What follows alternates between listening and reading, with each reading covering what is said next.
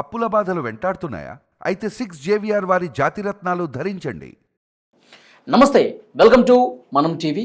ప్రస్తుతం నాతో పాటు స్టూడియోలో ఉన్నారు USI TDP NRI spokes person Venugopal Reddy Chenchu గారు. వారితో మాట్లాడదాం. సార్ నమస్కారం. నమస్కారం సార్, చాలా రోజుల తర్వాత మీతో మాట్లాడడం జరుగుతుంది.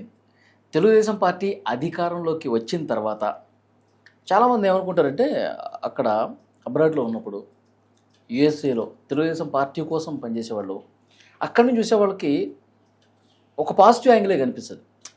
అద్భుతంగా పరిపాలన జరుగుతుంది, అన్ని రకాల పెట్టుబడులు వస్తూ ఉన్నాయి, ఇటు పోలవరం కావచ్చు, రాజధాని కావచ్చు, ఇవన్నీ అద్భుతంగా కనిపిస్తుంది. సో డెఫినెట్గా ఒక చంద్రబాబు నాయుడు గారు ఆ విజన్ మార్క్ ఏదైతే ఉందో ఆ దిశలోనే పోతుంది అంటారు. కానీ మీరు ఇక్కడకు వచ్చారు, దాదాపు ఒక 3 వారాలు అవుతుంది ఇక్కడికి వచ్చి. రూట్ లెవెల్లో పరిస్థితి అబ్జర్వ్ చేస్తూ ఉన్నారు మీరు.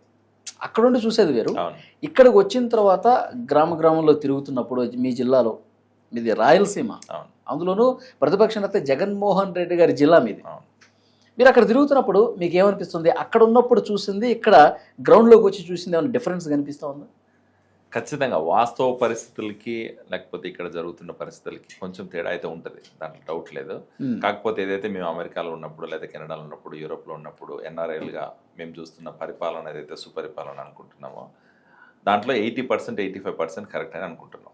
10-15% అయితే డీవియేషన్ ఉంటుంది. అదేంటంటే ఏ పార్టీకైనా, ఏ అధికారంలో ఉన్న పార్టీ ఏదైనా కూడా, తెలుగుదేశం పార్టీనా వైఎస్ఆర్సీపీనా పక్కన పెడితే, అధికారంలో ఉన్నప్పుడు ఒక వర్గంకి వ్యతిరేకత అనేది వస్తుంది.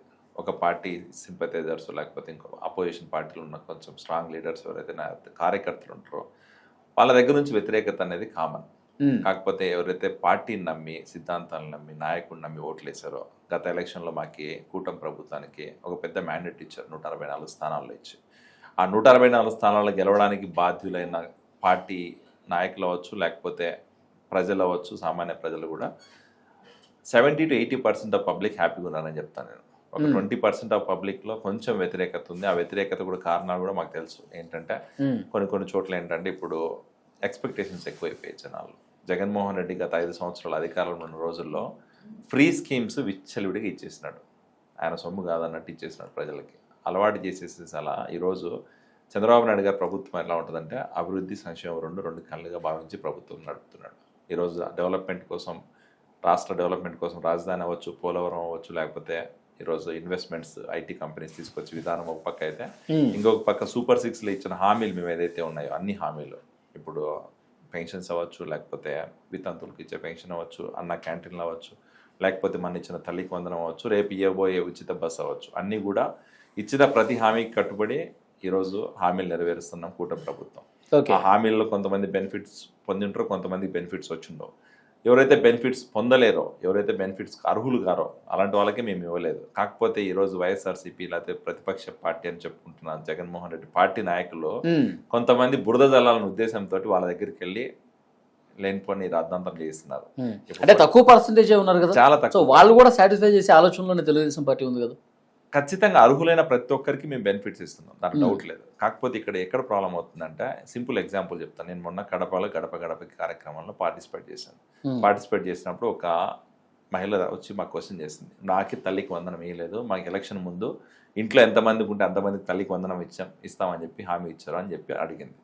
తీరా దాన్ని కొంచెం దిగ్ చేసి చూస్తే అసలు ఎందుకు ఇవ్వలేదు తనకైనా ఒకసారి చూస్తే, తను already above middle class family, they both are working class people, parents ఇద్దరు, ఓకే, వైఫ్ అండ్ హస్బెండ్ ఇద్దరు ప్రైవేట్ గవర్నమెంట్ స్కూల్లో పనిచేసేవాళ్ళు, ఆల్రెడీ ఇద్దరు ఎంప్లాయీస్, టీచర్స్ లేకపోతే వేరే ఉద్యోగం, ఉద్యోగం చేస్తున్నారు. ఇద్దరికి శాలరీస్ వస్తున్నాయి, ఇద్దరికి పాన్ కార్డ్ మీద ట్యాక్స్ రన్ అవుతుంది.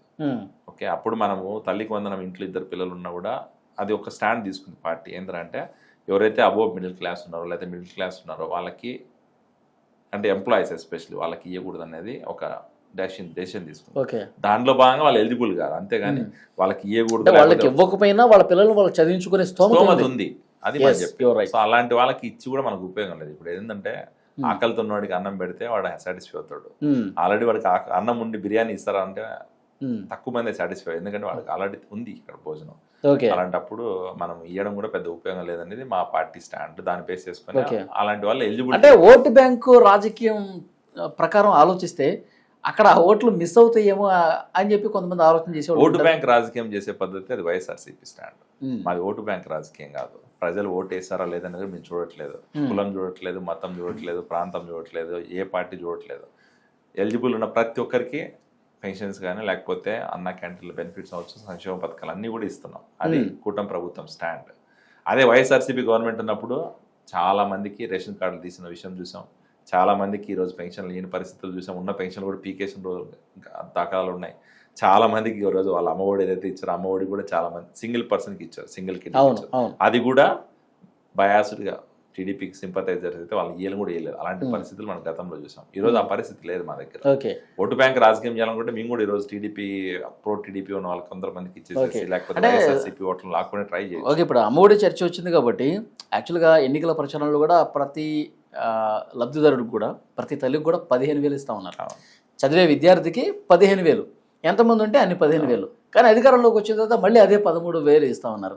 దీన్ని స్టార్టింగ్లో ఆ పథకం ఇంప్లిమెంట్ చేసినప్పుడు ప్రతిపక్షం వైఎస్ఆర్ కాంగ్రెస్ పార్టీ తీవ్రంగా విమర్శించింది. మీరు అది చెప్పడం దీనికి 15 అని, మళ్ళీ మీరు 13,000కి ఇవ్వడం అనేది మీకు నెగిటివ్ ఏమైనా అయిందని అనుకుంటున్నారా? ఇచ్చి కూడా మనం లాస్ అవుతున్నాం అన్న భావన ఏమైనా కలిగిందా? నో వే, అది డౌటే లేదు. మాకు ఇక్కడ నెగిటివ్ అవ్వలేదు. ఎందుకంటే గతంలో 15,000 అమ్మఒడి కింద వాళ్ళు ఇచ్చారు. ఏదైతే మేము 2,000 రూపాయలు 1,500 రూపాయలు కట్ చేసామో అది దేనికి కట్ చేసామనేది జగన్మోహన్ రెడ్డికి తెలుసు, వైఎస్ఆర్సీపీల పార్టీలో ఉన్న ప్రతి ఒక్కడికి తెలుసు. కాకపోతే వాళ్ళు ఏదో రకంగా ఈరోజు బురద జలాల ఏదో రకంగా కూటమి ప్రభుత్వం అనేది బయటికి నెగిటివ్ చేసి చూపించాలనే ఉద్దేశంతో మాట్లాడుతున్నారు తప్ప ఫ్యాక్ట్ అనేది అందరికీ తెలుసు. 1,500 రూపాయలు మనం కట్ చేసింది స్కూల్ మెయింటెనెన్స్కి, స్కూల్లో సెక్యూరిటీ ప్రొవైడ్ చేయడానికి, స్కూల్లో బాత్రూమ్స్ అయితే ఇంకా అక్కడ బేసిక్ ఇన్ఫ్రాస్ట్రక్చర్ అవసరాలకి అనుగుణంగా ఖర్చు పెట్టడానికి మాత్రమే మనం కట్ చేసాం. అది మేము చేసుకున్న డెసిషన్ కాదు, కూటమి ప్రభుత్వం. అంటే ప్రతి తల్లి కూడా దీన్ని అర్థం చేసుకుంటారా?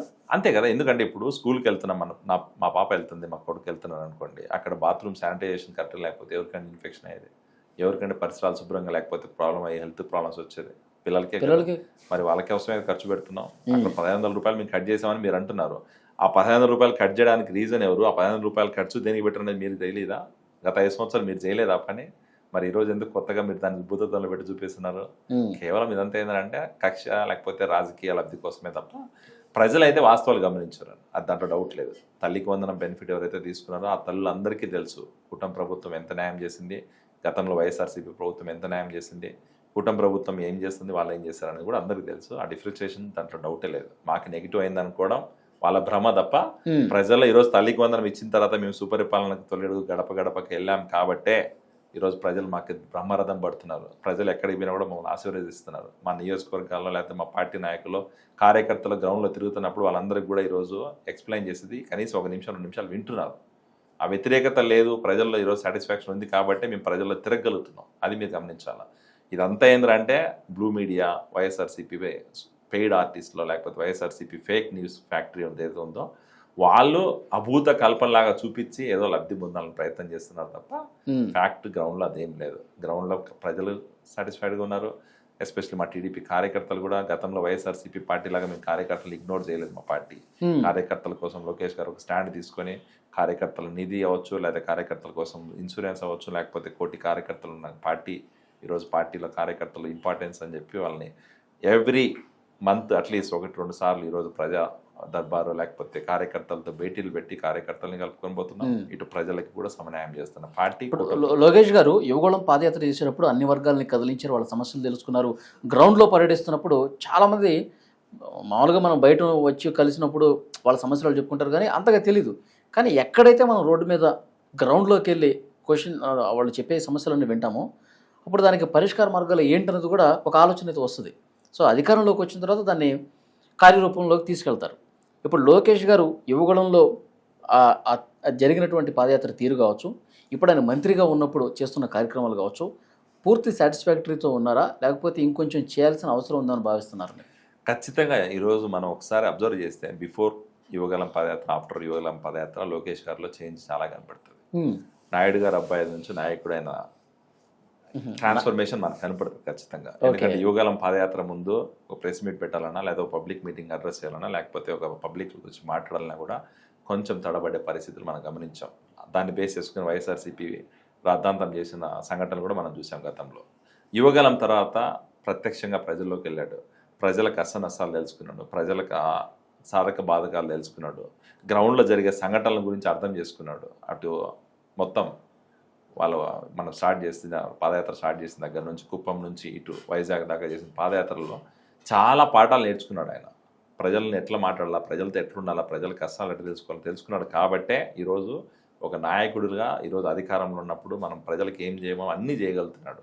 ఈరోజు ఎడ్యుకేషన్ డిపార్ట్మెంట్లో రీఫార్మ్స్ అవ్వచ్చు, ఐటీ సెక్టర్లో ఆయన తీసుకొచ్చిన బెనిఫిట్స్, ఇప్పుడు ఇన్సెంటివ్స్ అవ్వచ్చు, లేకపోతే ఈజీ ఆఫ్ బిజినెస్ కోసం ఆయన చేస్తున్న ఆ రీఫార్మ్స్ అవ్వచ్చు, లేకపోతే ఒక ఇన్ఫ్రాస్ట్రక్చర్ పరంగా, లేకపోతే అధికారం ఉన్నప్పుడు అధికారం ఎట్లా చేయొచ్చో, లేకపోతే ప్రజలకు ఎంత మంచి చేయొచ్చో అన్ని మంచి పనులు చేస్తున్నాడు నారా లోకేష్ గారు. కానీ వైఎస్ఆర్ కాంగ్రెస్ పార్టీ చేసే మంచి గురించి ఎక్కడ ప్రస్తావించట్లేదు కదా. అఫ్కోర్స్ వాళ్ళు ప్రతిపక్షం కాబట్టి దాన్ని ప్రస్తావించడం అనుకోండి. యువగళం తర్వాత ఆయన రెడ్ బుక్ చేత పట్టుకుని తిరిగాడు యువగళం పాదయాత్రలో. ఇప్పుడు ఆ రెడ్ బుక్నే అమలు చేస్తా ఉన్నాడు, అక్రమంగా అరెస్టులు చేస్తా ఉన్నాడు, కక్ష సాధింపు చేస్తా ఉన్నాడు. జైల్లో 10-11 మంది ఇప్పుడు జైల్లో మగుతా ఉన్నారు వాళ్ళు. ఇదంతా రెడ్ బుక్కే. ఈ రెడ్ బుక్ కోసమా కూటమిని మనం ఎన్నుకుందని చెప్పి వాళ్ళు విమర్శలు చేస్తూ ఉన్నారు. రెడ్ బుక్ రాజ్యాంగము, రెడ్ బుక్ అమలు చేస్తున్నారని చెప్పి అనేది ఓన్లీ ఒక వైఎస్ఆర్సీపీ మాత్రమే. అంటే ప్రజల్లో ఏం సార్ ఎలాంటి ఇంపాక్ట్ ఉంది రెడ్ బుక్ ది?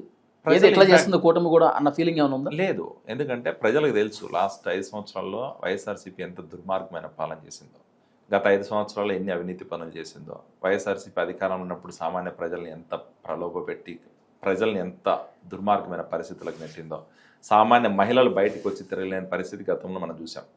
అర్థమైందా? ఈరోజు కూటమి ప్రభుత్వం ఏర్పడిన తర్వాత ఎవరైతే ఆ అవినీతి పనులు చేశారో, ఎవరైతే దుర్మార్గమైన పనులు చేశారో, ఎవరైతే అరాచకం సృష్టించారో రాష్ట్రంలో, వాళ్ళ మీద మాత్రమే చట్టపరంగా యాక్షన్ తీసుకుంటున్నాం. ఎక్కడ మేము ఇక్కడ ఈరోజు కుట్ర రాజకీయాలు చేయట్లేదు, కక్షపూరితంగా ఈరోజు వైఎస్ఆర్సీపీ నాయకులు అరెస్ట్ చేయట్లేదు. నిజంగానే కక్షపూరితంగా వైఎస్ఆర్సీపీ నాయకులు అరెస్ట్ చేస్తుంటే వీళ్ళు రాదంతా ఇంకోలాగా ఉండవు, అది గుర్తుపెట్టుకోవాలి మనం. వాళ్ళకి ఎక్కడ ఛాన్స్ ఇయ్యకన్నా కూటమి ప్రభుత్వం వాళ్ళు చేసిన తప్పులు మాత్రం చూపించి వాళ్ళ మీద యాక్షన్ తీసుకుంటున్నాం. కాబట్టే ఈరోజు వైఎస్ఆర్సీపీ నాయకులు ఎవరు కూడా బయటకు వచ్చి మాట్లాడలేని పరిస్థితి. ఒకవేళ మాట్లాడినా కూడా ఓన్లీ వైఎస్ఆర్సీపీలో జగన్మోహన్ రెడ్డి మెప్పు కోసం ఏదో ఒక 10 మంది లీడర్లు మాట్లాడతారు తప్ప నిజమైన క్యాడర్ ఎందుకు బయటకు రావట్లేదు? ఈరోజు లిక్కర్ స్కీమ్ లో మిథున్ రెడ్డి గారు అరెస్ట్ అయినారు. మిథున్ రెడ్డి గారు అరెస్ట్ అయిన తర్వాత ఒక 10% ఆఫ్ వైఎస్ఆర్సీపీ మాత్రమే బయటకు వచ్చి ఏదో ప్రెస్ మీట్లు పెట్టాలి, లేకపోతే కొంచెం ఒక రోజు హడావిడి చేసింది. ఆ తర్వాత ఎందుకు సైలెంట్ అయిపోయారు బ్రదర్? అంటే వాళ్ళకి అర్థమైపోయింది లిక్కర్ స్కామ్ అనేది నిజం. 3,500 కోట్ల స్కామ్ చేశారు, కల్తీ మద్యం ప్రజల ప్రాణాలతో ఆడుకున్నారని చెప్పి ప్రజలు గమనించారు. కాబట్టి సామాన్య ప్రజలు బయటకు వచ్చేవారు వైఎస్ఆర్సీపీకి సపోర్ట్ చేయట్లేదు. సో రెడ్ బుక్ రాజ్యాంగం అనేది ఎక్కడ లేదు. ఇక్కడ చేసిన తప్పులు మాత్రమే మేము చట్టపరంగా యాక్షన్ తీసుకుంటున్నాం. రెడ్ బుక్ రాజ్యాంగమే చేస్తుంటే కక్ష రాజకీయాలు వల్లభనేని వంశీ అరెస్ట్ చేసింది కావచ్చు, బోరుగడ్డ అనిల్ కావచ్చు, తర్వాత ఆ సినిమా అయిన పోసాని కృష్ణమురళి కావచ్చు, ఇట్లా చాలా మందిని అరెస్ట్ చేసి జైల్లో పెడతా ఉన్నారు. వాళ్ళు జైల్లో ఉంటే మళ్ళీ వారెంట్లు వేసి ఇంకొక జైలు నుంచి తిప్పి ఇది మొత్తం ఇది కక్ష కాదా అని కక్ష ఎందుకు? వల్లభనేని వంశీ గారు ఎగ్జాంపుల్ తీసుకున్నాం. వల్లభనేని వంశీ గారు ఏ కేసులో అరెస్ట్ చేశారండి? పార్టీ ఆఫీస్ మీద అటాక్ చేయడం అనేది కరెక్టా? కాదు కదా. ఒక దళితుడిని కిడ్నాప్ చేసి మరి ఒక దళితుని మీద యాక్షన్ తీసుకోవడం కరెక్టా? అంటే ఇప్పుడు నీకు అధికారం చేతిలో ఉంది, నీకు డబ్బులు చేతిలో ఉన్నాయని చెప్తే చట్టాన్ని చేతిలో తీసుకుని ఏమైనా పని చేయొచ్చా? అంటే సామాన్య ప్రజలకు భద్రత ఎక్కడుంది ఇంకా? సో ఆ బేసిస్ చేసుకుని ఈరోజు వల్లభనేని వంశీ మీద యాక్షన్ తీసుకున్నారు. అలాగే పోసాని కృష్ణమురళి గారు చూద్దాం. పోసాని కృష్ణమురళి గారు చేసిన కామెంట్స్ ఎవరైనా హర్షిస్తారా? లేదండి. ఒక సామాన్య మానవుడిగా ఆలోచిద్దాం. ఒక మహిళగా మన ఇంట్లో ఉన్న మహిళల ముందు కూర్చొని పోసాని కృష్ణమురళి మాట్లాడే మాటలు వినగలుగుతాం మనం? లేదు. మరి అలాంటి వాళ్ళ మీద యాక్షన్ తీసుకోకపోతే సొసైటీకి ఏం న్యాయం చేస్తాం మనం? ఈరోజు కూటమి ప్రభుత్వానికి ఒక పెద్ద మ్యాండేట్ ఇచ్చి ఎందుకు ఇచ్చారు ప్రజలంటే, అలాంటి అరాచకాలు, అలాంటి దుర్మార్గమైన మాటలు, అలాంటి మహిళల్ని కించపరిచే మాటలు ఉండకూడదు. ఆంధ్రప్రదేశ్ అంటే అది కాదు. మనకంటూ తెలుగు రాష్ట్రాల్లో మహిళలకు ఇచ్చే మర్యాద చాలా డిఫరెంట్గా ఉంటుంది. మహిళలకి మనం పెద్దపీట వేసే సంస్కృతి మనది. ఆ సంస్కృతిని చరణగీతం పాడి వైఎస్ఆర్సీపీ కుట్ర రాజకీయాలు చేసిన వాళ్ళు కదా. మరి అలాంటి వాళ్ళని కూడా క్షమిస్తే ఇంకా మన అధికారం ఎందుకు తీసుకోవాలా, మనం ఎందుకు అధికారంలో ఉండాలి? అంతే కదా. సో దానిలో భాగంగానే ఈరోజు వాళ్ళని అరెస్ట్ చేశారు. వాళ్ళ మీద కొంచెం ఏదో వాళ్ళేమి ఇప్పుడు మనం ఏమి అరెస్ట్ చేసి ఏమి తిహార్ జైలుకి పంపలేక 20 రోజులు జైల్లో ఉండొచ్చినారు. వాళ్ళు చేసిన తప్పు తెలుసుకున్నారు, బయటకు వచ్చి నార్మల్గా ఉన్నారు, మనం పట్టించుకోవట్లేదు. వాళ్ళు నిజంగానే ఆ తప్పు చేయకపోతే ఆ పరిస్థితి కూడా వచ్చేది కాదేమో. తప్పు చేశారు కాబట్టి ఆ రోజు అనుభవిస్తున్నారు. ఓకే, బాగా చెప్పారు సార్. మీ పూర్తి పేరు వేణుగోపాల్ రెడ్డి అన్నారు కదా? అవును. మరి రెడ్డి అంటే వైసీపీలో ఉండాలి కదా, మీరు తెలుగుదేశం పార్టీలో ఉన్నారేంటి? అది బయట ప్రాపగండా. రెడ్డి అన్నంత మాత్రాన వైసీపీకి సపోర్ట్ చేయాలి, రెడ్డి అన్నంత మాత్రాన కాంగ్రెస్ లో ఉండాలనేది ఏం లేదు. ఇప్పుడు టీడీపీలో కూడా చాలా మంది రెడ్లు చాలా మంది ఉన్నారండి. రెడ్లు ఉన్నారు. రెండోది ఏంటంటే మీరు కడప జిల్లా అంటున్నారు, వేణుగోపాల్ రెడ్డి అంటున్నారు. తెలుగుదేశం పట్ల ఎట్లా ఆకర్షితులయ్యారు, ఏంటి మీ బ్యాక్గ్రౌండ్ ఒకసారి తెలుసుకోవాలన్నా. మా కడప జిల్లాలో బేసిక్గా రెండు ఉంటాయి బ్రదర్. ఒకటి ఏంటంటే వ్యక్తిని నమ్మి ఓటేసే వాళ్ళు ఒకరైతే, పార్టీని నమ్మి ఓటేసే వాళ్ళు కొందరు. మీ ముందు నుంచి కూడా ఏంటంటే మా కాన్స్టిట్యున్సీ రాయచోటి కాన్స్టిట్యున్సీ, అక్కడున్న లోకల్ లీడర్లు, గతంలో పనిచేసిన తెలుగుదేశం పార్టీ లీడర్లు అందరూ కూడా ఒక రకంగా చెప్పాలంటే మాకు కొంచెం ఫ్యామిలీ రిలేషన్స్ అట్లా కూడా నడుస్తాయి కొన్ని రాజకీయాలు. ఆ రకంగా మేము తెలుగుదేశం పార్టీకి ఆకర్షితులయ్యాం. చిన్నప్పటి నుంచి మా నాన్నగారు, మా తర్వాత మా మామ వాళ్ళందరూ కూడా మండల ప్రెసిడెంట్గా పనిచేశారు. 20-30 సంవత్సరాల నుంచి టీడీపీకి సింపథైజర్స్గానే ఉన్నాం అక్కడ మేము. అలా నేను టీడీపీకి ఆకర్షితులు. తర్వాత చంద్రబాబు నాయుడు గారు, నేను ఇంజనీరింగ్ 2008లో అయిపోయింది, అది 2007-2008లో అయిపోయింది. ఆ టైంలో ఏంటంటే రాయటిక్ సిటీ అంటే ఇప్పుడు హైదరాబాద్ చూసుకుంటే మనం అప్పుడు దాకా మనం చెన్నై, బెంగళూరుకి వెళ్ళి సాఫ్ట్వేర్ ఉద్యోగం చేయాలన్న పరిస్థితి, లేకపోతే ముంబైకి, పూణేకి వెళ్ళే పరిస్థితి. అలాంటి పరిస్థితి నుంచి హైదరాబాద్లో హైటెక్ సిటీ లాంటి పెద్ద టెక్నాలజీ కంపెనీస్ తీసుకొచ్చి మైక్రోసాఫ్ట్, హైటెక్ సిటీలో మైక్రోసాఫ్ట్ అవ్వచ్చు, విప్రో అవ్వచ్చు, ఇన్ఫోసిస్ అవ్వచ్చు, లేకపోతే కొన్ని టెక్నికల్ కంపెనీస్ అన్నీ కూడా ఈరోజు హైదరాబాద్కి వచ్చాయంటే దానికి కారణం చంద్రబాబు నాయుడు గారు అని చెప్పి ఎవరు ఒప్పుకున్నా ఒప్పుకోకపోయినా నమ్మాల్సిందే వాస్తవం అది. అలాంటి పరిస్థితి వచ్చిందంటే ఒక లీడర్ వల్లనే కదా, విజన్ ఉన్న లీడర్ వల్లనే కదా. మరి అలాంటి విజన్ ఉన్న లీడర్కి మనం సపోర్ట్ చేద్దాం, మనం చేదోడు వాదోడు ఉన్నామన్న ఉద్దేశంతో రాజకీయాల్లోకి వచ్చాం. రెడ్డి అని ట్యాగ్ ఉన్నంత మాత్రాన జగన్మోహన్ రెడ్డి చేయకూడదనే ఆలోచన అయితే నాకు లేదు. అది మాకు ముందు నుంచి కూడా మోస్ట్లీ అట్లాగే ఉంటారు కదా రెడ్డి. అది ఉండింది ఒకప్పుడు. మన ఎలక్షన్లో ఏమైంది బ్రదర్, మన సింపుల్ స్టార్టింగ్ లో ఉండేది. ఇప్పుడు ఈవెన్ వైఎస్ రాజశేఖర్ గారు ఉన్న టైంలో కడప డిస్టిక్లోనే అనంతపూర్ డిస్టిక్ వదిలేండి, కడప, కర్నూలు, అట్లీస్ట్ 2 జిల్లాల్లో. ఇంతకుముందు మీరు మా ఫ్యామిలీ మొత్తం, మా ఫోర్ ఫాదరు టీడీపీ సింపథైజర్స్గా ఉన్నాము అని చెప్పి అన్నారు కదా. అంటే మీ పర్సనల్గా చెప్తున్నారా, అంతకుముందు ఆ ఫీలింగ్ ఉండే అన్నారు కదా? లేదు, నాకు ఉండింది ముందు నుంచి కూడా. టీడీపీ సింపథైజర్ వాళ్ళు పనిచేస్తున్నారు మనకి పార్టీలు. ఊర్లో కూడా ఏంటంటే 2 గ్రూపులు ఉంటాయి మాకు ఎప్పుడైనా కూడా. మా కడప జిల్లాలో లేకపోతే రాయలసీమ జిల్లాలో ఎట్లుంటుందంటే ఊర్లో 2 గ్రూపులు ఉంటాయి, ఒకటి టీడీపీ, ఒకటి కాంగ్రెస్. ఆ తర్వాత కాంగ్రెస్, వైఎస్ఆర్సీపీ అయింది. సో మేము ముందు నుంచి కూడా టీడీపీ సింపథైజర్స్, టీడీపీ సపోర్టర్స్. టీడీపీలోనే మా వాళ్ళని ప్రెసిడెంట్గా, మండల ప్రెసిడెంట్గా. అవును, అది చెప్పారు. సో ఆటోమేటిక్గా ఏంటంటే మనం కూడా టీడీపీకే ఫేవర్ కొడుతూ వచ్చాం.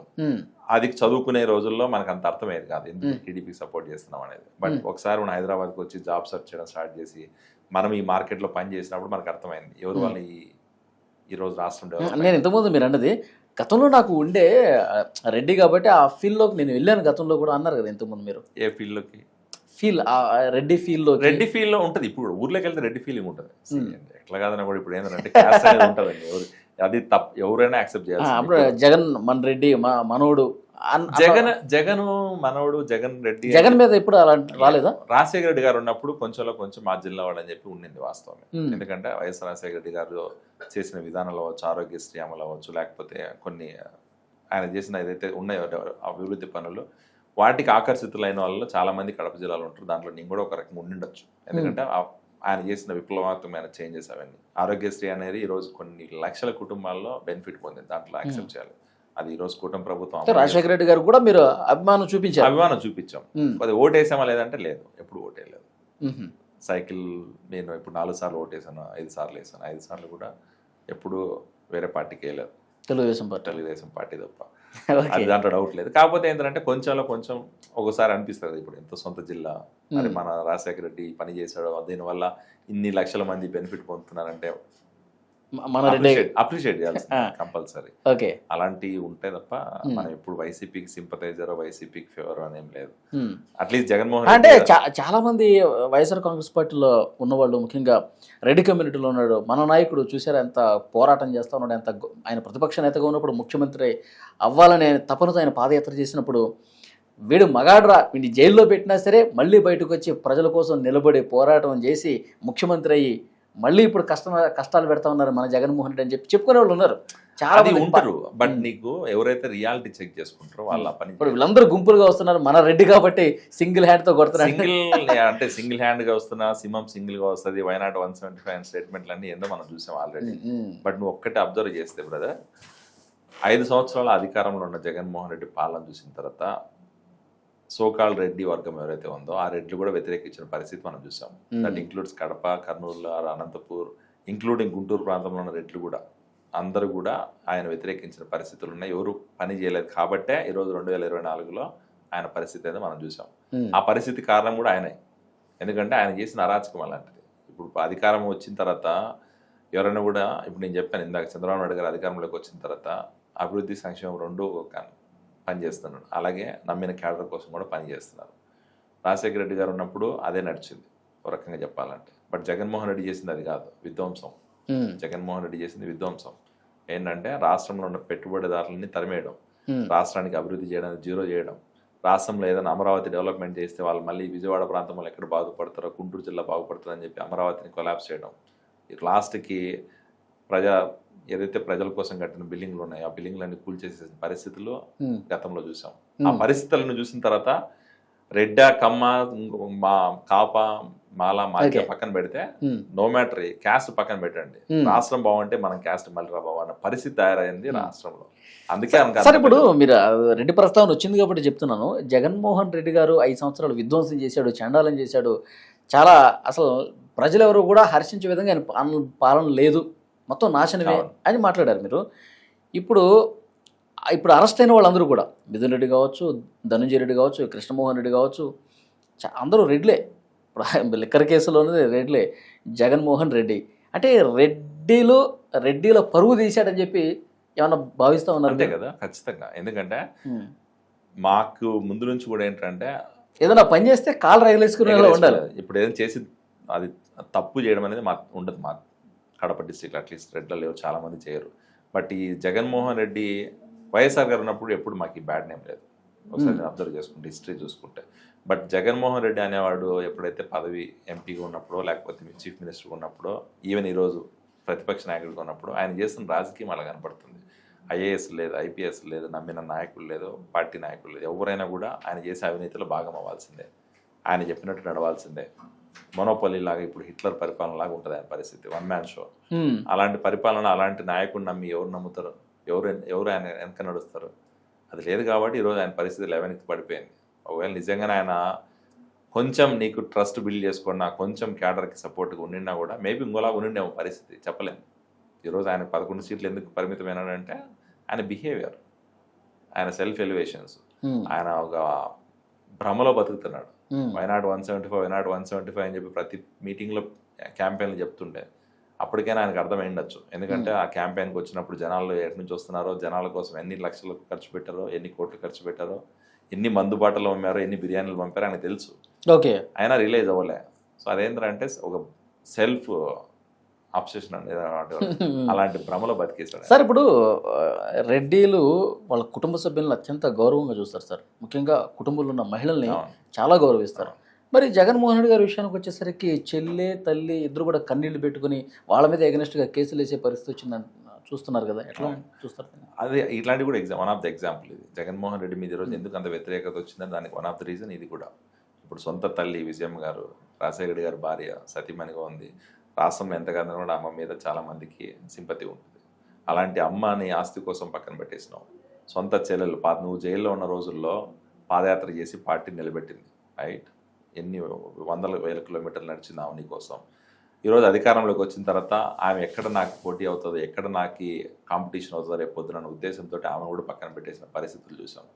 మరి ఇవన్నీ ఏంటి అంటే జగన్మోహన్ రెడ్డి సెల్ఫిష్నెస్కి ఎగ్జాంపుల్ కదా. జగన్మోహన్ రెడ్డి ఎంత స్వార్థపరుడో మనకు అర్థమైపోతుంది ఈ పరిస్థితులను చూస్తే. ఇలాంటి పరిస్థితులు కూడా కొన్ని రీజన్స్, ఇవి ఒక రీజన్ అయితే, ఆయన చేసిన అరాచకం ఒక రీజన్ అయితే, ఆయన చేసిన దుర్మార్గులు ఇంకో రీజన్ అయితే, ఆయన చేసిన అవినీతి ఇంకో రీజన్. చెల్లి షర్మిల ఈ రోజు మాట్లాడింది లిక్కర్ కేసుకు సంబంధించి మొత్తం ప్రజల జీవితాలు నాశనం చేశారు, 1,00,000 కోట్లు స్కామ్ అని చెప్పేసి అంటా ఉంది. అరెస్ట్ ఎప్పుడు చేస్తారని కూడా అడుగుతా ఉంది. అది ఇంకో వేరేది, వాళ్ళిద్దరి మధ్యలో ఏం జరిగింది మనకు సంబంధం లేదు కానీ. బట్ ఈరోజు షర్మిల గారు అంత నెగిటివ్గా మాట్లాడుతున్నారంటే ఆమెకు అంత కడుపుమంటుంది. ఆమె కడుపుమంటతోనే మాట్లాడుతుంది. ఆ రోజు నువ్వు అధికారంలోకి వచ్చిన తర్వాత సొంత చెల్లెలు నమ్మి ఉంటే వదిలేండి, ఫ్యామిలీ ఇష్యూస్, ప్రాపర్టీ.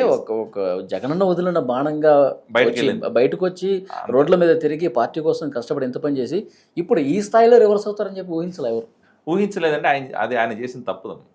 ఆయన తప్పు చేశాడు కాబట్టి ఈరోజు జగన్మోహన్ రెడ్డి ఎందుకు ఆయన కౌంటర్ ఇవ్వలేకపోతున్నారు? జగన్మోహన్ రెడ్డి పార్టీ వాళ్ళు ఎందుకు షర్మిల గారిని ఈరోజు అటాక్ చేస్తున్నారు? ఎందుకంటే తను ఫ్యాక్ట్స్ బయట చెప్తుంది, తను మాట్లాడుతుంది కాబట్టి వీళ్ళకి నచ్చట్లేదు.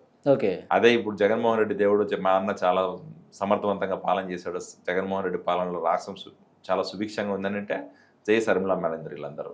ఈరోజు శర్మిలమ్మని ఎందుకు అంత నెగిటివ్ గా అట్లా అనాలంటే ఆమె కాంగ్రెస్ పార్టీలో ఉండకూడదు. అంటే వాళ్ళకి నచ్చినట్టు చేస్తే ఎవరైనా ఓకే, వాళ్ళకి నచ్చకన్నా నెగిటివ్ గా మాట్లాడితే రేపు పొద్దున సజ్జలు కూడా తిత్తారు వీళ్ళు. అలాంటి వాళ్ళు వీళ్ళు వైఎస్ఆర్సీపీలో ఉన్నాం ఎవరైతే ఉన్నారో యాక్టివిస్టులు వాళ్ళ ఉన్నంత వరకు విజయసాయి రెడ్డి కూడా అంతేగా. అంతే, విజయసాయి రెడ్డిని దేవుడు అంటారు. Vijayasai Reddy the minute he went out they started attacking. అసలు ఈ రోజు జగన్మోహన్ రెడ్డి అన్నాడు కదా అమ్ముడు పోయాడు, అమ్ముడు పోయాడు. మళ్ళీ ఇప్పుడు విజయసాయి రెడ్డి పార్టీలోకి వస్తే దేవుడు అంటారు మళ్ళీ వాళ్ళు రేపు పొద్దున అవసరానికి. అలాంటి పరిస్థితి, అలాంటి భావజాలం ఉన్న పార్టీ వైఎస్ఆర్సీపీ. ఓకే. అలాంటి యాక్టివిస్టులు ఉన్న పార్టీని వైఎస్ఆర్సీపీ కాబట్టే ప్రజలు ఈరోజు దాన్ని ఎవరు నమ్మట్లేదు. ఓకే సార్, ఇప్పుడు రాయలసీమ అభివృద్ధి విషయం గురించి ఒక్కసారి మనం మాట్లాడుకుందాం. గతంలో ఎట్లుండేది సార్? కూటమి ప్రభుత్వం వచ్చిన తర్వాత తెలుగుదేశం పార్టీ 2014 నుంచి 19 వరకు, 19 నుంచి 24 జగన్మోహన్ రెడ్డి ఉన్నప్పుడు, ఇప్పుడు ఎట్లా ఆ తేడా ఎట్లా చూస్తారు? కూటమి ప్రభుత్వము లేకపోతే 2014, 19 పక్కన పెడితే రాయలసీమని డెవలప్ చేసిన క్రెడిట్ అయితే కంపల్సరీ ఒక తెలుగుదేశం పార్టీకి ఉంటుంది. గతంలో హంద్రీని అవ్వచ్చు, లేకపోతే గాలేరు నగర్ అవ్వచ్చు, లేకపోతే Kia project, Kia factory Anantapur కావచ్చు, శ్రీ సిటీ చిత్తూరు కావచ్చు, కర్నూలు జిల్లాలో ఇప్పుడు లీగల్ ఏదైతే మనం పెడుతున్నాం ఇప్పుడు జ్యుడిషియల్ క్యాపిటల్ అంటున్నాం అది అవ్వచ్చు, లేకపోతే కడప జిల్లాలో రేపు కట్టబోయే స్టీల్ ప్లాంట్ అవ్వచ్చు, లేదా అన్నమయ్య ప్రాజెక్ట్ అవ్వచ్చు. ఏది చేసినా డెవలప్మెంట్ పరంగా రాయలసీమకు చేసిందంతా తెలుగుదేశం పార్టీని ఉంటుంది. గతంలో వైఎస్ఆర్ గారు చీఫ్ మినిస్టర్గా ఉన్నారు, వైఎస్ జగన్మోహన్ రెడ్డి గారు చీఫ్ మినిస్టర్గా ఉన్నారు. ఒక్క ఫ్యాక్టరీ చెప్పండి, ఒక్క ఇన్స్టిట్యూట్ చెప్పండి. పులివెందల్లో IIIT తెచ్చిపెట్టుకున్నారు, JNT పెట్టుకున్నారు తప్ప వాళ్ళ నియోజకవర్గంలో కడప జిల్లాకి ఏమైనా చేశారా? అనంతపూర్ జిల్లాలో ఒక ఫ్యాక్టరీ ఏమైనా తెప్పించగలిగారా? కడప జిల్లా, అనంతపూర్ జిల్లాలు అనేది చాలా డాట్ ఏరియాస్. అసలు మాకి రైతులకి ఒక కార్ నీళ్ళు వస్తేనే చాలా ఎక్కువ అనే ఆశపడే రైతులు చాలా మంది అక్కడ. వర్షం పడితే కానీ పంటలు పెట్టుకునే పరిస్థితి. అలాంటి డ్రై ల్యాండ్ ఉన్న ప్లేసెస్లో నువ్వు ఎన్ని చేసి ఉండొచ్చు? కనీసం ఒక సోలార్ ప్లాంట్ కూడా కట్టలే వైఎస్ఆర్సీపీ కానీ కుప్పంకి వాటర్ తీసుకొచ్చిందే నేను అంటుండే కదా జగన్మోహన్ రెడ్డి గారు. కుప్పంకి వాటర్ తీసుకొచ్చారని మీరు నమ్ముతున్నారా? అది ఏం జరిగింది మీకు తెలియదు అసలు. అదంతా సెట్టింగ్, అంత ఎట్లుంటుంది అంటే డ్రామా. ముందు రోజు పోయినాడు, ఏమంటారు గేట్లు పెట్టాడు, వాటర్ అంతా ఆర్టిఫిషియల్ ట్యాంకర్లో వాటర్ దోలేసి గేట్లు ఓపెన్ చేసినారు. నెక్స్ట్ డే మార్నింగ్ ఏది లేదు అక్కడ. సినిమా సెట్టింగ్ లాగా, బాహుబలి షూటింగ్ తర్వాత బిఫోర్ ఆఫ్టర్ లాగా తయారైపోయిన పరిస్థితి. అదే ఈ రోజు మేము హంద్రీని ఓపెన్ చేసాం, 2 గేట్లు ఓపెన్ చేసి రైతులకు నీళ్ళు ఇచ్చాం అనంతపురం జిల్లాలో. అది ఆ ఘనత తెలుగుదేశం పార్టీది. కూటమి 2008లో హంద్రీని స్టార్ట్ అయింది, ఈ రోజు మళ్ళీ ముగించింది కూడా చంద్రబాబు నాయుడు గారే. కియా ప్రాజెక్ట్ తీసుకొచ్చింది, దాన్ని మొత్తం కంప్లీట్ చేసి ఈరోజు కియా ప్రాజెక్ట్ ద్వారా కొన్ని వేల కార్లు ఈ రోజు దేశవ్యాప్తంగా సప్లై చేస్తున్న ఘనత కూడా చంద్రబాబు నాయుడు గారు. శ్రీ సిటీలో ఫార్మా కంపెనీలు అవ్వచ్చు, లేకపోతే వేరే వేరే పరిశ్రమలు అన్ని కూడా వచ్చినాయంటే కారణం చంద్రబాబు నాయుడు గారు. అంతే కదా. మరి వైఎస్ఆర్సీపీ కానీ వైఎస్ రాజశేఖర గారిని సీఎం ఉన్న రోజుల్లో నేను ఒక్క ఫ్యాక్టరీ తీసుకొచ్చిన రాయలసీమ ప్రాంతంగా చూపించమని చెప్పండి. ఒక్క సంక్షేమం, ఒక్క డిస్ట్రిక్ట్ కోసం నేను చేశాను చూపించమనండి, చూపించమని చెప్పండి. లేదు కదా. మరి వాళ్ళు ఏం చేసినట్టు అన్నమయ్య ప్రాజెక్టు సొంత జిల్లా కొట్టుకుపోయింది వైఎస్ జగన్మోహన్ రెడ్డి టర్మ్లోనే. ఇదే జగన్మోహన్ రెడ్డి అన్నమయ్య ప్రాజెక్ట్ నిర్వాసితుల దగ్గరికి వెళ్ళి నేను పునరావాస కేంద్రాలు కల్పిస్తాను, కావాల్సిన వనరులన్నీ సమకూర్చి మీకు అన్న ఇల్లు కట్టిస్తాను, లేకపోతే ప్రాజెక్ట్ మళ్ళీ పునర్నిర్మాణం చేస్తానని చెప్పి హామీ ఇచ్చి వచ్చినాం. 4 సంవత్సరాల తర్వాత అధికారంలో ఉన్నాం. ఆ తర్వాత 4 సంవత్సరాలు ఏ ఒక్క రూపాయిని ఇచ్చావా? ఒక్క గేట్ అన్న మళ్ళీ కట్టగలిగినావా? ఈ రోజు కూడా అన్నమయ్య ప్రాజెక్టు నిర్వాసితుల పరిస్థితి ఇంకా దారుణం. వాళ్ళు ఇంకా ఈ రోజు కూడా గుడిసెలో ఉన్నారు. ఆ రైతులకు ఈ రోజు కూడా నీళ్ళు నిలబడట్లే, వాటర్ అంతా వచ్చినట్టే పోతున్నాయి. మరి మొన్న మా కూటమి ప్రభుత్వం ఏర్పడిన తర్వాత 15,000 కోట్ల ఫండ్స్ అరేంజ్ చేశారు, ఫండ్స్ శాంక్షన్ చేశారు చంద్రబాబు నాయుడు గారు అన్నమయ్య ప్రాజెక్ట్ కోసం. ఓకే. మరి మీరు ఏం చేసినట్టు? సో ఖచ్చితంగా రాయలసీమ ప్రాంతం కోసం, రాయలసీమ అభివృద్ధి కోసం, రాయలసీమ ప్రాంత ప్రజల కోసం పనిచేసిన పార్టీ తెలుగుదేశం పార్టీ, దాంట్లో డౌటే లేదు. దీంట్లో ఎవరు అక్కడ ప్రజలను అడిగినా అదే చెప్తారు, నాయకులను అడిగినా అదే చెప్తారు.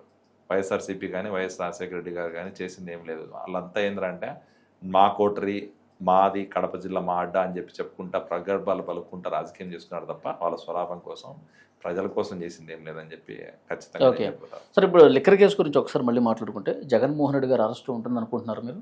ఖచ్చితంగా ఉంటుంది. అందుకే కదా వైఎస్ఆర్సీపీ అంత ఉలిక్కిపడుతుంది. ఇప్పుడు గతంలో 12 మంది అరెస్ట్ అయ్యారు. ఇప్పుడు లిక్కర్ కేసులో 12 మంది ధనంజయ రెడ్డి గారు అరెస్ట్ అయినప్పుడు కానీ, లేకపోతే ఇంకో వేరే అందరూ అరెస్ట్ అయినప్పుడు ఎప్పుడు ఇంత అటాక్ చేయలే వైఎస్ఆర్సీపీ. మిథున్ రెడ్డి గారు అరెస్ట్ అవుతున్న ఎందుకు ఇంత ఉలిక్కి పడుతున్నారు అంటే నెక్స్ట్ స్టెప్లో మిథున్ రెడ్డి గారితో పట్టిపోయేది జగన్మోహన్ రెడ్డి గారు, పెద్దిరెడ్డి రామచంద్రారెడ్డి గారు. కాబట్టే వాళ్ళకి అంత భయం ఉంది ఈరోజు. అందుకే అంత అటాక్ చేస్తున్నారు కూటమి ప్రభుత్వాన్ని. ఎక్కడ వీళ్ళు ఇంకా లిక్కర్ స్కామ్, 3,500 కోట్ల స్కామ్ బయటకు వచ్చేసేసి మీ అందరం మళ్ళీ జైలుకి పోతాము, ఎక్కడ వైఎస్ఆర్సీపీ కొలాప్స్ అవుతుందో. ఎందుకంటే గతంలో వైఎస్ఆర్ వాళ్ళు కొలాప్స్ అవుతుందన్న భయం ఎక్కడ కనిపించలేదు సార్. త్వరగా జైల్లో వేస్తే సింపతి వచ్చేస్తుంది, మళ్ళీ బయటకు వస్తాం, పాదయాత్ర చేస్తాం, అధికారం కొట్టేస్తాం, ఈ ఆలోచనతోనే ఒక రెట్టించిన ఉత్సాహంతో ఉన్నారు ఎప్పుడెప్పుడు జైలుకి వెళ్దామని. అది ఇది ఎట్లుంటుంది తెలుసా, జైలుకి పోతే సింపతి వస్తుందని ఒకసారి వస్తుంది, 2 సార్లు వస్తుంది, ప్రతిసారి రాదు కదా. గతంలో జగన్మోహన్ రెడ్డి గారు జైలు వినప్పుడు సింపతి వచ్చింది కాబట్టి ఆయన గెలిచాడు 2019లో. ఆ సింపతి ఎందుకు వచ్చింది? వైఎస్ రాజశేఖర రెడ్డి గారు ఉన్న సింపతి, లేకపోతే ఆయన మీద ఉన్న సానుభూతి, లేకపోతే వాళ్ళ మా ఇంట్లో అమ్మ చెల్లి బయటకు వచ్చి రోడ్ల మీద నడిచి పాదయాత్రలు చేసి ప్రజల దగ్గరికి వెళ్ళి వాళ్ళ కష్టాలు చెప్పుకున్నారు కాబట్టి ఆ రోజు ప్రజలు ఆశీర్వదించారు. మరి ఈరోజు ఆ పరిస్థితి ఉందా? ఇప్పుడు ఎవరు బయటకు వస్తారు sir? YS Jaganmohan Reddy for example లోపలికి వెళ్తే దరిద్రం బాలేక లోపల వినాడు అనుకో, ఏంది పరిస్థితి? ఎవరు దరిద్రం బాలేకంటారు? ఏదైనా కానీ ఇంకా ఆయన టైం బాగాలేక పోయినాడు అనుకో, ఎవరు పార్టీని నడిపేదే? ఎవరు? భార్య ఉన్నారు కదా. భారతి గారు నడుపుతారు, మీరు నడుపుతున్నారు. గతంలో భారతి గారు బయటకనే వచ్చారు కనీసం జగన్మోహన్ రెడ్డి గారు జైల్లో ఉన్నప్పుడు? రాలేదు. ఎందుకంటే అలా అనుకుంటే చంద్రబాబు నాయుడు గారి సతీమణి కూడా ఎప్పుడు రాజకీయాల్లో బయటకు రాలేదు. కానీ న్యాయం గెలవాలని చెప్పి వారు బయటకు వచ్చారు ఆ రోజు. అవును, ఎందుకంటే చంద్రబాబు నాయుడు గారు చిత్తశుద్ధి ఉంది పార్టీకి. చంద్రబాబు నాయుడు గారు తప్పు చేయలేదు, స్కిల్ డెవలప్మెంట్ స్కామ్ లో ఎక్కడ మేము ఇన్వాల్వ్ అవ్వలేదు, ధైర్యం దమ్ము ఉంది, నిజం గెలవాలని వచ్చారు కదా మేడం. ఈ రోజు భారతి గారు వచ్చి చేయగలుగుతారా అది ఆ స్ట్రైక్? ఎందుకు చేయలేరని ఎందుకు అనుకుంటున్నారు? ఎందుకంటే వాళ్ళు చేశారు స్కామ్, తెలుసు అది ఓపెన్. ఇప్పుడు ఎందుకు మద్యపాన నిషేధం అని చెప్పి మేనిఫెస్టోలో పెట్టి ఎన్నికల ప్రచారం చేసుకొని గద్దెనెక్కిన తర్వాత అదే మద్యపానంతో వ్యాపారం చేసిన మాట నిజం కదా? ఈరోజు జనరల్గా అన్ని స్టేట్స్లో సప్లై చేసి లిక్కర్ అంతా వదిలేసేసి వాళ్ళ ఓన్ బ్రాండ్స్ అని ప్రమోట్ చేసిన మాట నిజం కదా? మరి ఇన్ని కంపెనీలు, ఇన్ని షెల్ కంపెనీలు క్రియేట్ చేసి ఆ షెల్ కంపెనీలన్నిటికీ లిక్కర్ అప్రూవల్స్ ఇచ్చి ఆ లిక్కర్ తీసుకొచ్చి ప్రజల మీద అమ్మి ప్రజల ప్రాణాలు తాడుకున్న మాట నిజం కదా? మరి ఇదన్నీ నిజాలన్నప్పుడు ఆమె బయటకు వచ్చి ఏం చెప్తుందన్నా? ఏమైనా నిజం గెలవాలంటది? ఏ నిజం గెలవాలా? ఎన్ని నిజాలు కాబట్టి వాళ్ళు అరెస్ట్ చేస్తారు, ఇవన్నీ నిజాలు కాబట్టి వాళ్ళు జైలుకి పోతారు, ఇవన్నీ నిజాలు కాబట్టి వాళ్ళు మళ్ళీ అవినీతి మరకలేక బయటకు రాలేరు. అది చూసుకోవాలి. ఖచ్చితంగా వాళ్ళు చేశారు తప్పు. భారతి గారు బయటికి రాలేరు, వచ్చి ఏం చెప్తారు ప్రజలకి? చెప్తారు. ఇప్పుడు 6 నెలల నుంచి ఏం చెప్తున్నారు? వరుసగా అరెస్టులు అవుతున్నారు, అక్రమ అరెస్టులు, కక్ష సాధింపు. అవును, మరి ఇప్పుడంతా రావచ్చుగా, మరి మిథున్ రెడ్డి గారు అరెస్ట్ రావచ్చుగా. అంటే జగన్మోహన్ రెడ్డి గారు పరిస్థితినే భారతి గారు బయటకు వస్తారా? అంటే మిగతా వాళ్ళ పార్టీలో నాయకులందరూ కాదా? అంతే కదా. అంటే ఇప్పుడేంది మీ వరకు వచ్చేసరికి మాత్రమే నొప్పి తెలుస్తుంది, కానీ పక్కన నొప్పి మీకు నొప్పి కాదా? సో అది వాళ్ళ స్వార్థం. సో వాళ్ళ వరకు వచ్చేసరికి మాత్రం వాళ్ళు బయటకు వస్తారంటే ప్రజలు కూడా విశ్వసించరు పరిస్థితి. ఇప్పుడు భారతి గారి పేరు కూడా రావచ్చని ఒక చర్చ ఉంది సార్ ఈ లిక్కర్ కేసులో. ఎందుకంటే గోవిందప్ప బాలాజీ గారు భారతీ సిమెంట్స్లో ఆయన వన్ ఆఫ్ ద డైరెక్టర్ కదా. సో ఆర్థిక వ్యవహారాలు మొత్తం భారతి గారికి సంబంధించి, ఆయన కంపెనీలకు సంబంధించి ఈయనే చూస్తారంట.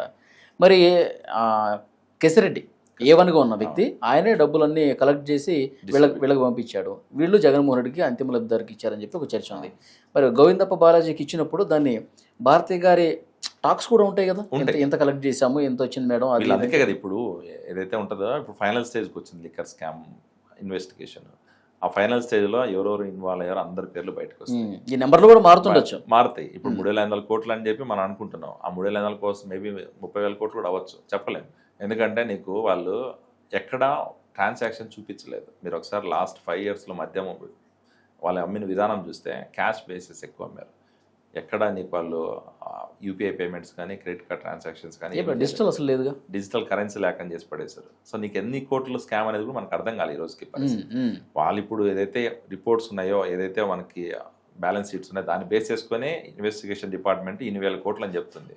అది మేబీ 30,000 కోట్లు కూడా ఉండొచ్చు, మేబీ శర్మిల గారు చెప్పినట్టు 1,00,000 కోట్లు కూడా ఉండొచ్చు ఏమో తెలియదు మనకి.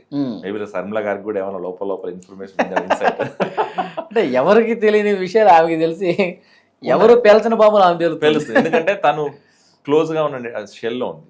ఇప్పుడు ఎట్లంటే ఇప్పుడు వైఎస్ఆర్ ఫ్యామిలీలో ఆమె కూడా భాగమే.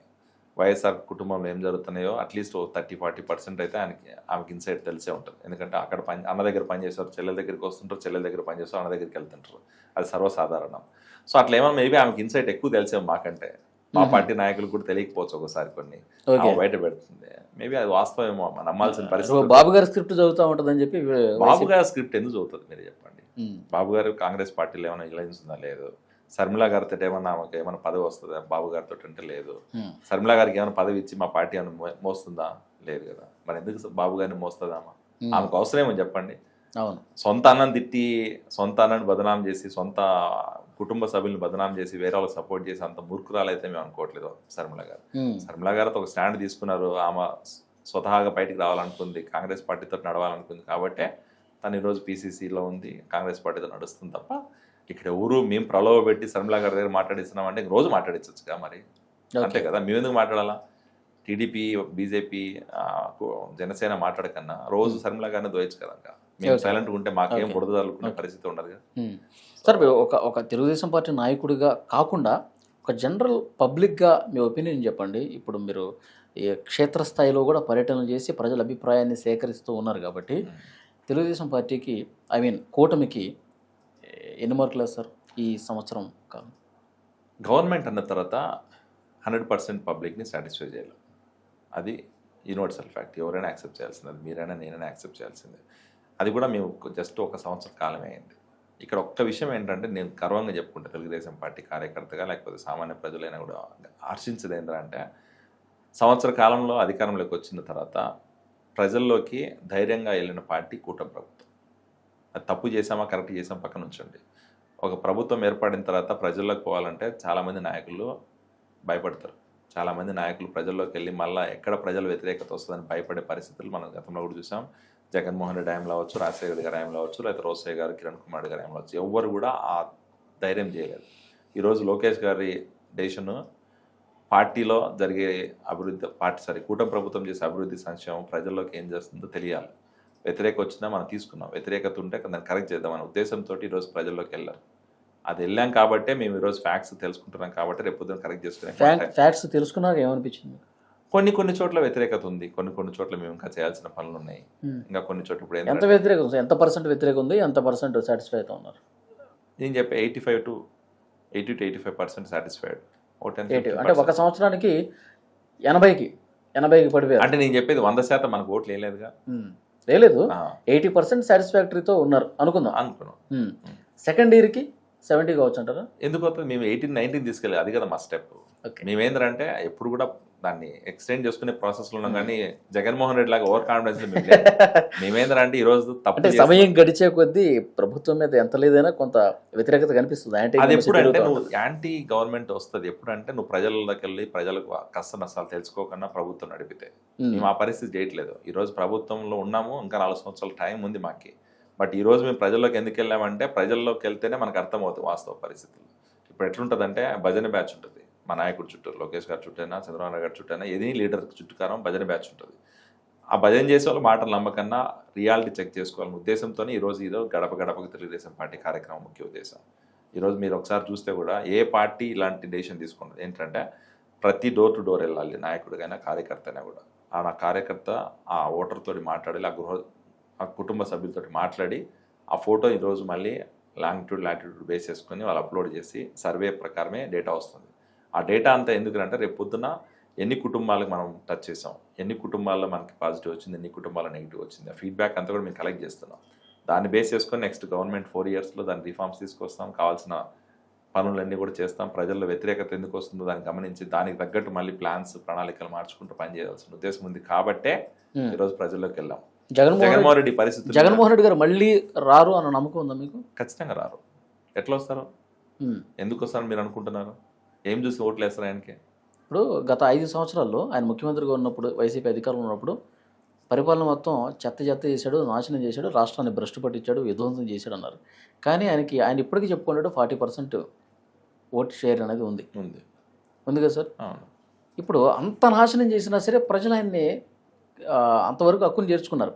11 సీట్లే రావచ్చు కాక, కానీ పర్సంటేజ్లో ఆ స్థాయిలో ఉంది. ఇప్పుడు మీరు కూటమిగా పోటీ చేయటం వల్ల, నేను మొన్న కూడా అక్కడ చదివాను, ఆ స్థాయిలో ఎందుకు ఉందంటే ఒకటి ఎగ్జాంపుల్, ఇప్పుడు జనసేన కలిసి పోటీ చేయకపోతే కనుక కొన్ని ఎక్కువ శాతం సీట్లు కూడా గెలుచుకునే అవకాశం ఉందని చెప్పి. ఎందుకంటే 5,000, 6,000 ఈ తేడాతో కూడా చాలా మంది గెలిచిన పరిస్థితుంది. అది 5,000, 6,000తో గెలిచింది చాలా తక్కువ కాన్స్టిట్యున్సీ. మీరు ఎప్పుడు గతంలో లేని విధంగా ఈరోజు కూటమి ప్రభుత్వం నిలబడిన క్యాండిడేట్లు అందరూ కూడా మెజార్టీ వచ్చిన పరిస్థితులు ఉన్నాయి. 40,000, 30,000, 50,000, 90,000 చిల్లర మెజార్టీ వచ్చిన సందర్భం మనం చూసాం. అంత మెజారిటీ ఎందుకు వచ్చింది అంటే వైఎస్ఆర్సీపీ మీద వ్యతిరేకత, జగన్మోహన్ రెడ్డి మీద కోపమే అని చెప్తాను నేను ఎగ్జాంపుల్. జగన్మోహన్ రెడ్డి మళ్ళీ ఎందుకు రాడనే వరకు నేను చెప్తాను ఎగ్జాంపుల్. ఎందుకంటే జగన్మోహన్ రెడ్డి చేసిన అధికారంలో ఉన్న రోజుల్లో చేసిన పాలన మామూలు ప్రజలు ఎవరు కూడా హర్షించే విధంగా ఉండదు. సామాన్య ప్రజలందరూ కూడా భయపడే పరిస్థితి ఉండే. ఈరోజు ల్యాండ్ అంత భయపడ్డా అంత విధ్వంసం చేసిన 40% ఎట్లా వచ్చింది సార్? అది 40% ఎందుకు వచ్చింది? ఆయనకి అది బేస్ అది అంతేనా? ఎప్పటికీ వస్తుందా 40% అనేది? దాంట్లో చాలా ఉన్నాయి ఫ్యాక్టర్స్. గెలవడానికి ఈ 10%ఏనా? ఆ 10% ఓటే న్యూట్రల్ ఓటా గెలుపోవటంలోకి? అంతే కదా. అంటే 40% ఎప్పటికి వస్తుంది. ఏ పార్టీకి? ఇప్పుడు మేము కూడా గతంలో పోటీ చేసాము, మాకు కూడా 23 సీట్లు వచ్చాయి తెలుగుదేశం పార్టీకి. మాకు కూడా ఓటు పర్సెంటేజ్ వచ్చింది కదా అప్పుడు కూడా. అది ఫిక్స్డ్ ఓటు 35 to 40% అనేది రీజనల్ పార్టీలు 2 పార్టీలకు ఉంది, తెలుగుదేశంకి వైఎస్ఆర్సీపీ. ఆ డిసైడింగ్ ఫ్యాక్టర్ అంతా కూడా 10%. ఆ 10% ఓటు న్యూట్రల్ ఓట్స్ దాన్ని కాపాడుకోవాలి. అంతే. అది కాపాడుకోవడానికే మనం నెక్స్ట్ ఆ 10 తగ్గుతుందా పెరుగుతుందా, ఈయన పెంచుకుంటాడా మీరు తగ్గించుకుంటారు అనేది కూడా అది పాలన మీద ఆధారపడి కాలం నిర్ణయిస్తుంది. ఇంకా సమయం ఉంది, మీ పాలన మీద ఆధారపడి ఉంటుంది. 4 years టైం ఉంది. 4 years లో మేము ఇచ్చిన హామీలన్నీ నెరవేర్చి మేము ఇచ్చిన పరంగా ఇప్పుడు 20 లక్షల ఉద్యోగాలు అని చెప్పి మేము హామీ ఇచ్చాము యువగలం పదయాత్ర సమయంలో. దాన్ని బేస్ చేసుకునే మేము ఈరోజు మా యువ నాయకుడు పనిచేస్తున్నాం నారా లోకేష్ గారు. ఈరోజు ఆల్రెడీ దగ్గర 5,50,000 మంది ఎంప్లాయ్మెంట్ క్రియేషన్ కోసం ఎన్ని వేల కోట్ల ఇన్వెస్ట్మెంట్స్ రాష్ట్రానికి వచ్చినాయి, అది చూసాము ఆల్రెడీ. వైజాగ్ ఈరోజు ఐటీ హబ్గా ఎస్టాబ్లిష్ అవుతుంది. అమరావతి డెవలప్మెంట్ కూడా మళ్ళీ పునః ప్రారంభమైంది. దాంట్లో భాగంగానే రేపు నెక్స్ట్ 1 week చంద్రబాబు నాయుడు గారు టీం మొత్తం కూడా సింగపూర్ పర్యటనకి వెళ్తున్నారు. ఎందుకంటే సింగపూర్ గవర్నమెంట్, సింగపూర్లో గతంలో ఎవరైతే డిజైన్ ప్రొవైడ్ చేశారో వాళ్ళందరూ ఈరోజు రాష్ట్రానికి రాలేని పరిస్థితి. గత 5 సంవత్సరాల్లో జగన్మోహన్ రెడ్డి టర్మ్లో భయపడిన పరిస్థితి ఉన్నాయి. దాని నుంచి మళ్ళీ రిలేషన్స్ మళ్ళీ బిల్డ్ చేయాలి, వాళ్ళ దగ్గర నుంచి నమ్మకం క్రియేట్ చేయాలంటే వాళ్ళ ఇక్కడ ఒక వ్యాలిడ్ పాయింట్ చెప్పారు, భయపడే పరిస్థితి ఉందని చెప్పి. చాలామంది ఇన్వెస్టర్స్ కూడా చంద్రబాబు నాయుడు గారితో మీటింగ్లో ఉన్నప్పుడు వాళ్ళు జగన్మోహన్ రెడ్డి ప్రస్తావన తీసుకొస్తా ఉన్నారు, మళ్ళీ ఆయన వస్తే మా పరిస్థితి ఏంటి? ఆ నమ్మకం క్రియేట్ చేయాలి. నెక్స్ట్ మళ్ళీ కన్సిస్టెన్సీ ఉంటుంది, గవర్నమెంట్ స్టేబుల్ ఉంటుంది అని చెప్పి నమ్మకం క్రియేట్ చేయాలి. కాబట్టి ఈరోజు మేము ఇంత కానీ రాష్ట్రానికి ఒక ఎఫెక్టే కదా సార్ అది. చాలా ఎఫెక్ట్, కొంచెం కాదు చాలా ఎఫెక్ట్. అదే నన్ను అడిగితే ఈరోజు విభజిత ఆంధ్రప్రదేశ్ డివైడ్ అయినప్పుడు ఏ పరిస్థితిలో ఉందో దానికి 100 రెట్లు నెగిటివ్గా వెళ్ళిపోయింది ఈరోజు రాష్ట్ర పరిస్థితి. మామూలుగా ఇన్వెస్టర్స్ ని ఒప్పించి ఇక్కడ పరిస్థితులు బాగుంటాయి, ప్రభుత్వం మంచి చేస్తాను అంటేనే రావడానికి కొంత ఇబ్బంది సంకోచిస్తారు. అలాంటిది వస్తే నమ్మకంగా మనం ఉండగలుగుతాం, ఆ భయం ఉంటే మాత్రం భవిష్యత్తు మీద ఫియర్ ఫ్యాక్టర్ ఎక్కువ ఉంది. మీకు ఇప్పుడు మాకు ఇన్ని సంవత్సరాల కాలంలో మేము ఆ విషయంలో ఒప్పించి పెట్టించడం ఇంకా పెద్ద టాస్క్. ఈ రోజు లోకేష్ గారైనా చంద్రబాబు నాయుడు గారైనా లేకపోతే కూటమి ప్రభుత్వం మినిస్టర్స్ అందరూ కూడా ఎక్కువ వాళ్ళు స్ట్రెస్ తీసుకుంటుంది ఏంటంటే కన్విన్సింగ్ దాంట్లో. అటు ప్రజల్ని సాటిస్ఫై చేయాలి, ఇటు ఇన్వెస్టర్స్ని సాటిస్ఫై చేయాలి, ఇన్వెస్టర్స్ని కన్విన్స్ చేయాలి, వాళ్ళకి నమ్మకం క్రియేట్ చేయాలి అన్నిటికంటే. దాంట్లో చంద్రబాబు నాయుడు గారు ఆరుతెరిపినా నేను అంటాను. ఎందుకంటే చంద్రబాబు నాయుడు గారికి ఉన్న బ్రాండ్ అవ్వచ్చు, చంద్రబాబు నాయుడు గారి నాయకత్వం మీద నమ్మకం అవ్వచ్చు. గతంలో ఆయన బేస్ చేసుకుని ఈరోజు హైదరాబాద్లో కొన్ని 100 కంపెనీలు ఎస్టాబ్లిష్ అయినాయి. ఆ 100 కంపెనీల్లో అట్లీస్ట్ 50% కంపెనీలు ఈరోజు ఆంధ్రాకి వచ్చినా కూడా ఆంధ్ర భవిష్యత్తు మారిపోతుంది, దాంట్లో డౌటే లేదు. సో దానికి అవ్వాలంటే కూడా వాళ్ళకు కూడా నమ్మకం కావాలి. దానికోసం ఈరోజు వైజాగ్ లాంటి ప్లేస్ సెలెక్ట్ చేసుకున్నారు. అక్కడ ఆల్రెడీ కల్చరల్ పరంగా లేకపోతే సిటీ ఎస్టాబ్లిష్, ఇన్ఫ్రాస్ట్రక్చర్ అంతా ఉంది, ట్రాన్స్పోర్టేషన్ ఫెసిలిటీస్ అన్నీ ఉన్నాయి. కాబట్టే ఐటీకి అనుగుణంగా ఉంది కాబట్టే వైజాగ్ని ఐటీ హబ్గా డెవలప్ చేస్తున్నాం. అమరావతిని క్యాపిటల్గా పెట్టి అమరావతిలో అన్ని ఈరోజు government buildings, government sector related లేకపోతే ఎడ్యుకేషన్ ఇన్స్టిట్యూట్స్ అన్ని తీసుకొస్తున్నాం. కనిపిస్తుంది. ఇంకోటి ఏంటంటే నీకు అన్నీ కూడా పాజ్ అయిపోయినాయి. డెవలప్మెంట్ అనేది ఆంధ్రప్రదేశ్లో అనేది 0 అయిపోయింది గత 5 సంవత్సరాలు ఉన్నప్పుడు. ఈరోజు మేము విన్ అయిన తర్వాత బడ్జెట్ పరంగా డెఫిసిట్ ఉంది, జనాల్లో ఫియర్ ఉంది, ఇన్వెస్టర్స్లో ఫియర్ ఉంది, అసలు మన దగ్గర కావాల్సిన వనరులు లేవు. ఇవన్నీ కూడా మళ్ళీ సెట్ చేసుకుంటూ వస్తున్నారు బాబు గారు. అవన్నీ చేయాలంటే 1 సంవత్సర కాలంలో ఏమి చేయలేము చెప్పాలంటే. బట్ అక్కడికి శక్తికి మించి గర్వంగా చెప్పుకుంటాం. 1 సంవత్సర కాలంలోనే ఈరోజు సుపరిపాలనలో చేసాం, రాష్ట్రానికి ఈరోజు ఇన్వెస్ట్మెంట్ తీసుకురాగలిగాము, మళ్ళీ కొత్త కంపెనీస్ వచ్చి ఎస్టాబ్లిష్ చేస్తున్నాయంటే అది మా బాబు గారికి ఉన్న క్రెడిబిలిటీ, ఆయన నాయకత్వం. ఇప్పుడు ఇంకోటి ఛాలెంజింగ్ ఏంటంటే సార్, మొన్న ప్రధానమంత్రి మోదీ గారు అమరావతి పునర్నిర్మాణ కార్యక్రమానికి వచ్చినప్పుడు కూడా 3 yearsలో మళ్ళీ మళ్ళీ దానికి ప్రారంభించడానికి మీరే రావాలన్నారు మోదీ గారిని. సో ఆ కార్యక్రమం జరిగితే ఒక సాటిస్ఫాక్టరీతో పాటు ఒక నమ్మకం కూడా ఏర్పడుతుంది. ఇక్కడ 2 పాయింట్స్, మంచి పాయింట్ రైట్ చేశారు. ఇక్కడ కూటమి ప్రభుత్వం వచ్చిన తర్వాత రెండు పాయింట్స్ మీద చాలా ఫోకస్ చేశారు. ఒకటి ఏంటంటే అమరావతి డెవలప్మెంట్ చేయడం ఎంత ఇంపార్టెంట్, అమరావతికి శాశ్వత రాజధాని భద్రత కల్పించడం కూడా చట్టపరంగా కల్పించడం కూడా ఇంపార్టెంట్. ఎందుకంటే అమరావతి ప్రాంతంలో కొన్ని వేల మంది రైతులు అవును త్యాగ ఫలితమే ఈ రోజు అమరావతి డెవలప్. అవును 40,000 ఎకరాల ల్యాండ్ ఆల్రెడీ ఇచ్చారు. సెకండ్ ఫేజ్ ల్యాండ్ అక్వైజేషన్ కూడా నడుస్తుంది. సో అంతమంది రైతులు ఈ రోజు ఒక నాయకుడిని నమ్మి ఇచ్చినప్పుడు వాళ్ళ నమ్మకాన్ని నిలబెట్టాల్సిన అవసరం కూటమి చట్టం అవుతుందంటారా? చట్టపరంగా కంపల్సరీ అవుతుంది. చట్టభద్రత కల్పిస్తాం. నెక్స్ట్ 3-4 ఇయర్స్లో ఈరోజు సెంట్రల్ గవర్నమెంట్ నుంచి 100% సపోర్ట్ ఉంది మాకే. కూటమి ప్రభుత్వానికి ఈరోజు బీజేపీ అలయన్స్ అనేది చాలా ప్లస్. ఆ రోజు చంద్రబాబు నాయుడు గారు ఎలక్షన్ ముందు గెలుస్తామన్న నమ్మకం ఉన్నా కూడా బీజేపీతో పొత్తు కావాలా, బీజేపీతో నడవాలని చెప్పి ఎందుకు అంత గెలిచిన తర్వాత ఎలాగ సపోర్ట్ ఉండాలి కాబట్టి ఆయనకు ఆ రోజు ముందు చూపు ఉంది కాబట్టి ఆ రోజు బీజేపీ వాళ్ళు కొంచెం కష్టమైన కూడా అలియన్స్ కన్విన్స్ చేసి నరేంద్ర మోడీ గారిని, అమిత్ షా గారిని, పొత్తు పెట్టుకునేటప్పుడు కూడా చాలా రకాలుగా ఆలోచించారు. అన్ని ఫ్యాక్టర్స్ ఆలోచన చేసి next 5 years 10 years ruling government చేయాలంటే కూడా మనకు ఫండ్స్ కావాలి, స్టేట్ డెవలప్ కావాలంటే సెంట్రల్ గవర్నమెంట్ సపోర్ట్ కావాలనే ఉద్దేశంతోనే ఆ రోజు బీజేపీతో పొత్తు పెట్టుకున్నారు. వెళ్ళి ఆ పొత్తు ఈరోజు పని చేస్తుంది మాకు. ఖచ్చితంగా ఈరోజు సెంట్రల్ గవర్నమెంట్ సపోర్ట్ లేకపోతే మేము ఏం చేయలేము. పోలవరం నిధులైనా, అమరావతి డెవలప్మెంట్కైనా, లేకపోతే ఏదైనా కొత్త రిఫార్మ్స్ తీసుకురావాలన్నా, ఈరోజు ఎడ్యుకేషన్ సెక్టర్లో అయినా, ఇరిగేషన్లో అయినా, పంచాయతీ రాజులైనా కూడా చేయగలుగుతున్నాం. అదృష్టమైన విషయం ఏంటంటే మన సహకారంతోనే కేంద్ర ప్రభుత్వం అది ఉంది, ఇది ఉంది. ఇద్దరికి వాళ్ళకి కొంచెం అవసరం. ఇక్కడ ఎవరు ఎగువగా తీసుకొని వస్తారు, ఇద్దరు విన్ విన్ సిచ్యువేషన్. వాళ్ళకి అవసరం ఉంది, మనకి అవసరం ఉంది. మనకి ఫండ్స్ కావాలి, వాళ్ళకి సీట్లు కావాలి, సింపుల్. ఇప్పుడు కూటమి ప్రభుత్వం వాళ్ళ మీద డిపెండెన్స్ ఉంది కాబట్టి మోడీ గారు మనకు సపోర్ట్ చేస్తున్నారేమో చెప్పలేము.